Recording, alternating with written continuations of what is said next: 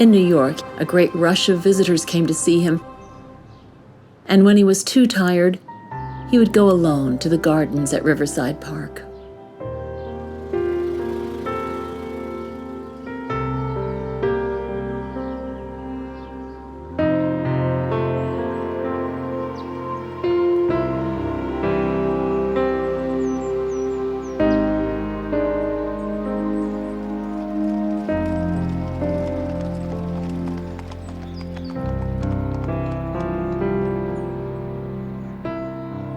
Though invited to the homes of socially prominent New Yorkers, Abdu'l-Baha preferred to visit the poor.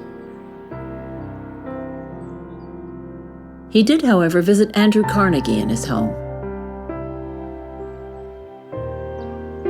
And on November 19th, the New York Times reported that Abdu'l-Baha visited the library of financier J.P. Morgan.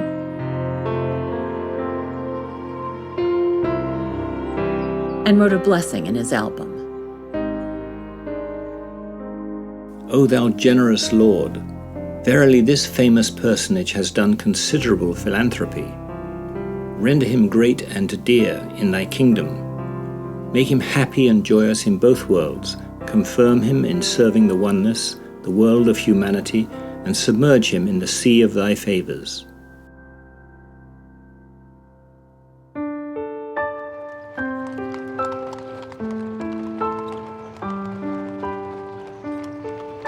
A farewell banquet was held on November 23rd at the Great Northern Hotel, attended by more than 300. The hall was regally decorated, the tables shone with crystal, but when the hotel proprietor realized that African Americans had been invited, he refused to allow them to come. Perhaps not wanting to disappoint all the other guests, Abdu'l-Baha allowed the banquet to be held, but spoke passionately on the oneness of humanity.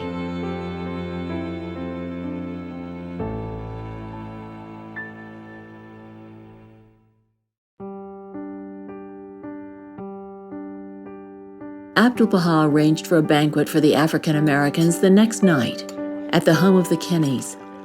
Many white women came forward to cook for and serve the guests, showering them with love. In 1912, this was an unusual occasion, held before the Harlem Renaissance and long before the Civil Rights Movement. Abdu'l-Baha said, Behold what an influence and effect the words of Baha'u'llah have had upon the hearts, that hating and shunning have been forgotten, that prejudices have been obliterated to such an extent that you arose to serve one another with great sincerity. Mahmoud notes, The Master's words made a great impression. The meeting demonstrated the power and influence of the cause in uniting in sincerity and love two races. On December 2nd, he told a gathering, These are the days of my farewell to you. You must manifest complete love and affection toward all. Do not exalt yourselves above others, but consider all as your equals. Be filled with love for every race, and be kind toward the people of all nationalities. Be as a lamp shining forth with the light of the virtues of the world of humanity. On December 4th, his last night in America, he spoke to the Theosophical Society.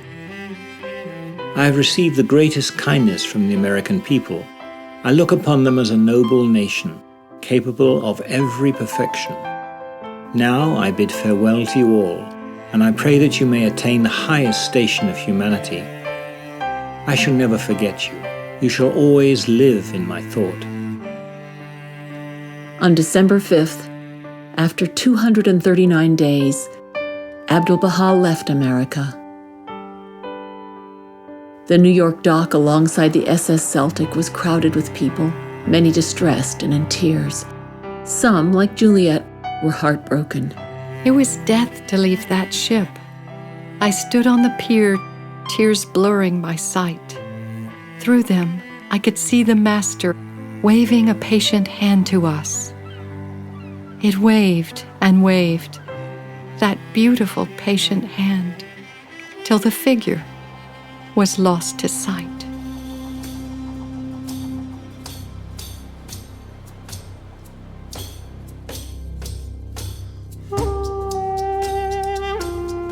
For the next 6 months, he continued to travel.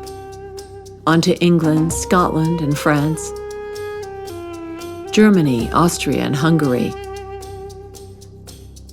presenting the Baha'i message of universal peace and unity. His prediction that the European powder keg would explode soon came true.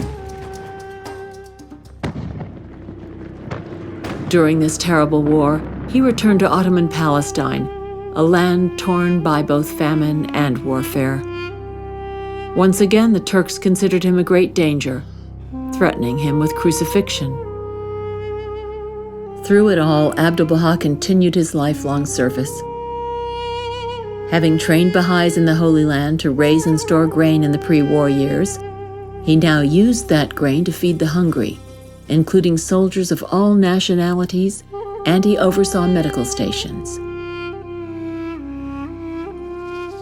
After the war, Abdu'l-Baha was knighted by the British monarch for his famine relief efforts.